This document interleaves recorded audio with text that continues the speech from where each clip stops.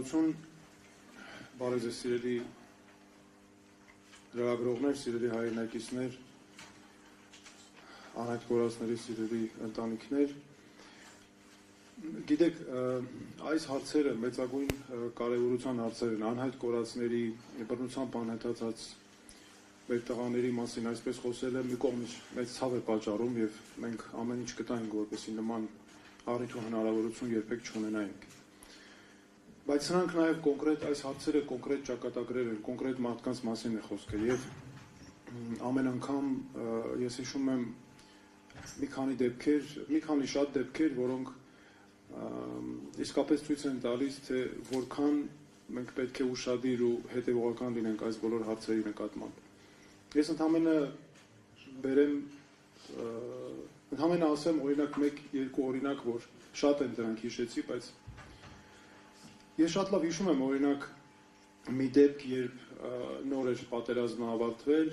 եւ անհայտ կորած մեր հերոս տղաների ընտանիքները չգիտես որտեղ գնային, անորոշության մեջ էին, հատկապես անընդհատ փնտրում էին լուծումներ, տեղեկություններ։ Շատ լավ հիշում եմ մի դեպք, երբ ծնողներից մեկը, հայրը, նախապես ընդունելություն պետք էր ներքննարկեինք համատեղ հանդիպում, իր տիկնոջ հետ միասին, հայրը եկավ նախապես եւ խնդրեց, ասաց, որ խնդրում եմ ձեզ,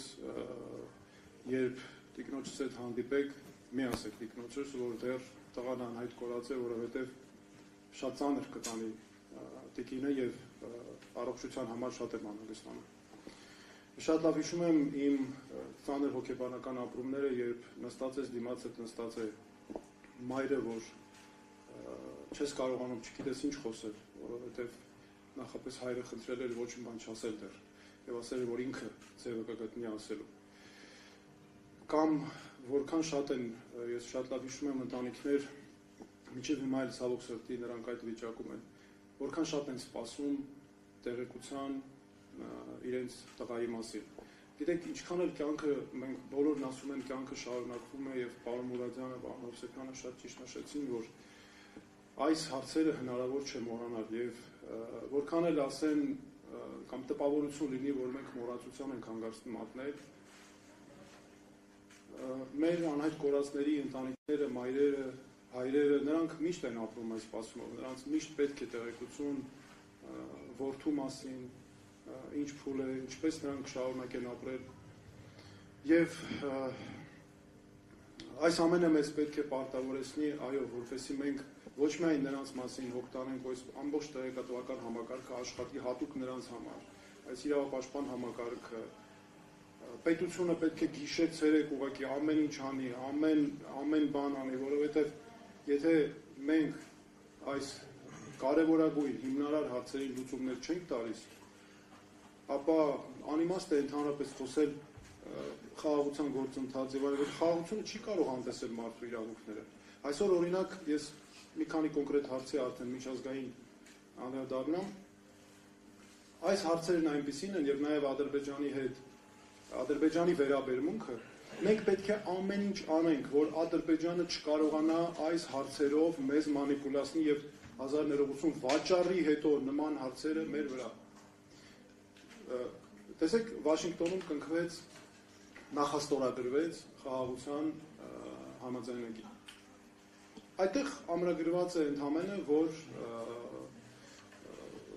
կողմերը հասցեագրում են անհայտ կորածների մասին այդ դեպքերը եւ բռնությամբ անհետացումների դեպքերը եւ ասում է հարկ եղած դեպքում ուղղակիորեն կամ հարկ եղած դեպքում միջազգային կազմակերպությունների հետ համագործակցությամբ նրանց վերաբերյալ տեղեկություններ փոխանակելու միջոցով։ Այս հարցը ոչ միայն շատ թույլ ձևակերպում է, ինչ է նշանակում հարկ եղած դեպքում միջազգային կազմակերպությունների միջոցով։ Հələ մի հատ էլ ամրագրում է, ասում է մանրամասները կբանակցվեն առանձին համաձայնագրով ու կհամաձայնեցվեն։ Նորից էլի անորոշ դրույթով թողնում է հետագային, անհասկանալի է մնում, թե այդ ինչ համաձայնագիր է լինելու, երբ է բանակցությունները տեղի ունենալու, ինչ պայմաններով են բանակցություններ լինելու։ Մինչդեռ անհրաժեշտ է ինչ անել, գոյություն ունի հստակ ՄԱԿ-ի մեխանիզմ։ ՄԱԿ-ի կոնվենցիա գոյություն ունի կարևորագույն, բռնությամբ անհետացած բոլոր անձանց պաշտպանության մասին։ Այդ կոնվենցիան ունի կոմիտե, կոմիտեն նախատեսում է շատ լուրջ պարտավորություններ կողմերի համար, մասնավորապես Ադրբեջանի համար, քրեականացնել արարքներ կոնկրետ, հատուկ հրատապ խնդրանքների կամ քննության մեխանիզմ է նախատեսում, լուրջ պարտավորություններ է դնում ուժային կառույցների վրա, անվտանգության մարմիններ, ոստիկանություն, պետության վրա է լուրջ պարտավորություններ, պարբերաբար զեկույցներ ներկայացնել, եւ Հայաստանը ստանում է միջազգային վերահսկողության հնարավորություն այս հարցերի նկատմամբ։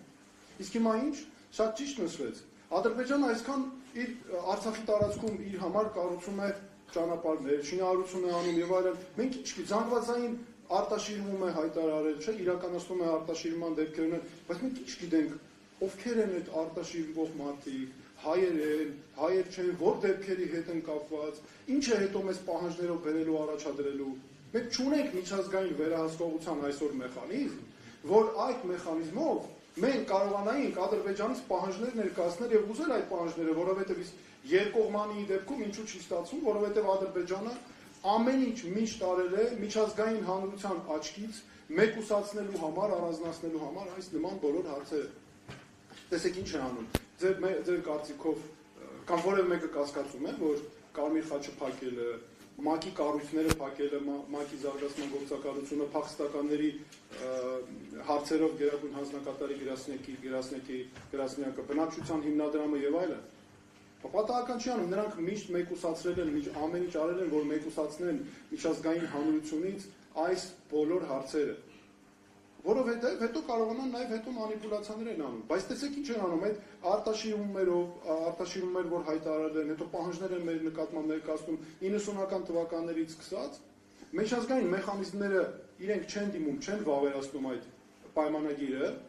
միջազգային պայմանագիրը կոմիտեի տակ չեն ընկնում, պարտավորություններ չեն ստանձնում, հետո բերում ամբողջը մեզ են առանձին ներկայացնում։ Եվ հիմա եթե մենք միջազգային վերահսկողությունը հանում ենք եւ կամ միջազգային վերահսկողությունը մեկուսացվում է, մենք ու եւ ամրագրում ենք միայն այս պայմանագրում, հետո եթե մենք գրանք միջազգային մարմիններին դիմենք, ասենք միջազգային մարմիններ մեզ օգնեք այս տեղեկությունները ստանանք եւ այլն, ասելու են, գիտեք ինչ կա, գնացեք այդ ձեր հարցերը կարգավորեք, առանձին նախատեսված է։ Իսկ նման բաները շատ կարևոր են եւ նաեւ ուզում եմ հատուկ նշել, որ այս գործընթացը, այո, շարունակական է, սա չունի ժամկետ, չեն կարող ասել, երբեք 2 տարի եղավ, դե լավ, 2 տարի հետո ավարտում ենք։ Սա շարունակական է այնքան ժամանակ, մինչև ընտանիքները լիարժեք տեղեկություններ չստանան իրենց հարազատների ճակատագրի վերաբերյալ։ Այստեղ շեմը շատ բարձր է, չափազանց բարձր է։ Եվ միջազգային մեխանիզմները մեզ այստեղ կարող են մեծագույն օգնություն ցուցաբերել, որ թույլ չտանք, որ Ադրբեջանը նման կերպ անգամ այս հարցերի, տեսեք, հումանիտար ամենահումանիտար հարցերն են, սրանից անկողմ կարևորագույն հարց, մարդու ճակատագրի հարցը գոյություն չունի, չենք կարող հավանաբար գտնել, այն աստիճան ցավոտ, այն աստիճան զգայուն հարց է։ Ամեն ինչ անում են, որ մենք քաղաքականացնեն, տանեն դիվանագիտության, միջազգային դիվանագիտության բնագավառ, որ մարդու իրավունքների հարցեր այստեղ այդ տեսանկյունից առաջ չքաշվեն, որ հետո կարողանան այս նման չարաշահումներ անել։ Եվ շատ կարևոր մեկ բան նաև ուզում եմ նշել, որ ընտանիքները ունեն կարևորագույն իրավունքներ, նրանք ունեն լիարժեք իրավունք ստանալու տեղեկություններ իրենց հարազատների, իրենց տղաների, իրենց հերոս որդիների մասին տեղեկություններ, վերջ, գտնվելու վայրի, պայմանների, ամեն ինչի մասին, եւ դա, այո, չի հանդուրժում հետաձգում։ Չեն կարող ասել, գիտեք ինչ կա, 6 ամիս հետո կանենք, դե լավ, 6 ամիս հետո չարեցինք, 7 ամիս հետո կանենք։ Սա աստիճանական արդիականությունը իրենք փորձելու են իջեցնել, ամեն ինչ անելու են, որ իջեցնեն։ Եվ մենք պետք է ամեն ինչ անենք, այո, որպեսզի հանկարծ նման բան տեղի չունենա այս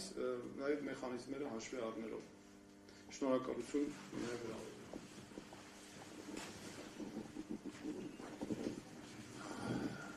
Շնորհակալություն։ Հիմա հարգելիներս կարող եք ձեր հարցերը ուղղել մեր մասնակիցներին, եթե նման հարցեր կան, հետո կասենք մնացածը։